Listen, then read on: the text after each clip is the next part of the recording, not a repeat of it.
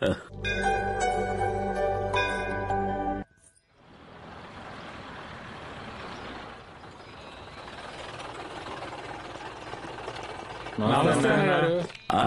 ఉన్నారు?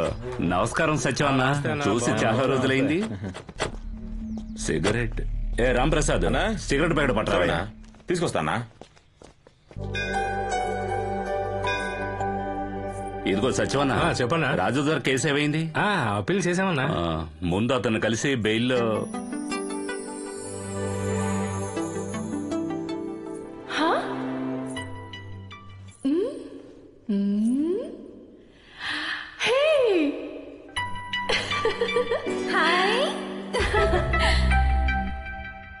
ఎలా ఉన్నారమ్మా?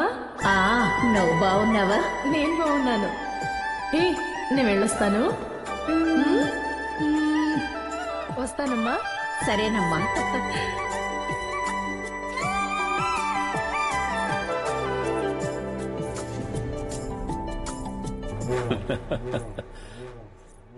రంగయ్య కూతురు రేసు గుర్రంలా ఉందే. నచ్చిందానా? నచ్చితే సెటప్ చేసేద్దామన్నా. యాబ్రా, తను మన కులపమ్మయ్యనా? నువ్వు మన కులపు నాయకుడివి, నువ్వు తప్పు చేయకూడదన్నా. ఏం తప్పవుతురా? ఇది ఊరు వాళ్ళ జరగందా? మన రాంప్రసాద్ దానికి సరిపోతాడు కదా. మీ ఉప్పు తిని బతికినోడన్నా, పెళ్లి చేసుకోమని చెబుతాం. ఊరికి మాత్రం వాడికి పెళ్ళం, మీకేమో ఉంపుడిగత్తే. ఏమంటున్నావు నువ్వు? తమ్ముడు, అది అండాలో ఉంటే నీళ్లు, అదే కమండలంలో ఉంటే తీర్థం, పొయ్యిలో ఉంటే బూడిద, పంతుల చేతిలో ఉంటే విభూతి. అంతా సరే గాని వాడు దానికి ఒప్పుకుంటాడా? అంత విశ్వాసం ఉందా? అన్నకాలు చెప్పన్నా వాడు. నాకు నమ్మకం లేదయ్యా. నిన్నెవరైనా చంపగలరా? ఏంటి, నన్ను ఒకడు చేసేస్తాడా? ఏంటన్నా మీరనేది? అన్నా సిగరెట్ అన్నా.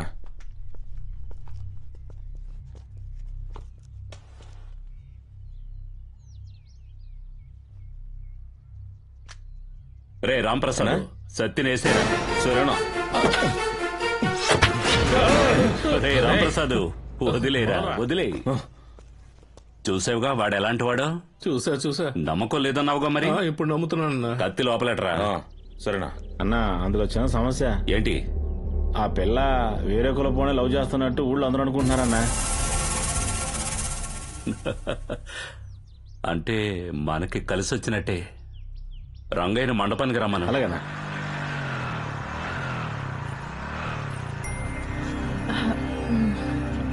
ఇలా చూడండి, మీరు నాకు నచ్చారు.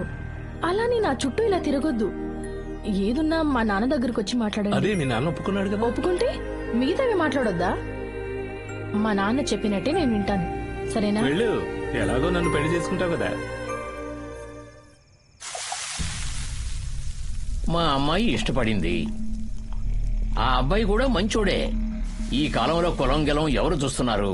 నువ్వు చూడకపోవచ్చాయా, కానీ ప్రభుత్వం చూస్తుందిగా. అసలు ఎలక్షన్స్ లో కులమైనయ్యా ముఖ్యం. కులాలకు తగినట్టుగా రిజర్వేషన్స్ ఇస్తున్నారు. లేదు పెద్దాయన, మా అమ్మ ఇష్టపడుతోంది.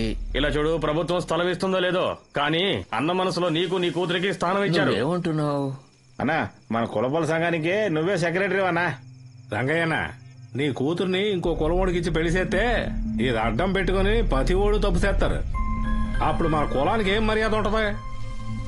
అందుకని మీ అమ్మాయిని మన కులపోడికి ఇచ్చే పెళ్లి చేయమంటున్నాను. ఎవరికిచ్చి పెళ్లి చేయాలంటారు? నాకు లక్ష్మణుడు లాంటి రాంప్రసాద్కి.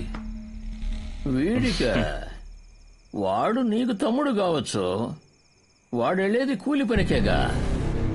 దానికే ఉంది రంగయ్య, పెళ్ళైన తర్వాత మంచి పనులు పెడతాను. నీకు నీ కుటుంబానికి ఏం కావాలో అవన్నీ చేసి పెడతాను. సరే పెద్దాయన, మీకోసం నేను ఒప్పుకుంటున్నాను. మీరు చెప్పినట్టే నేను చేస్తానంతే. ఎట్టగైనా మీ పిల్లకి నచ్చ చెప్పి పెళ్లికి ఒప్పించాలయ్యా. తాగి మాట్లాడుతున్నానని అనుకోవద్దు, ఒట్టేసి చెప్తున్నాను. మా అమ్మాయి మన కుల ప్రతిష్టని కాపాడుద్ది, నమ్మండి.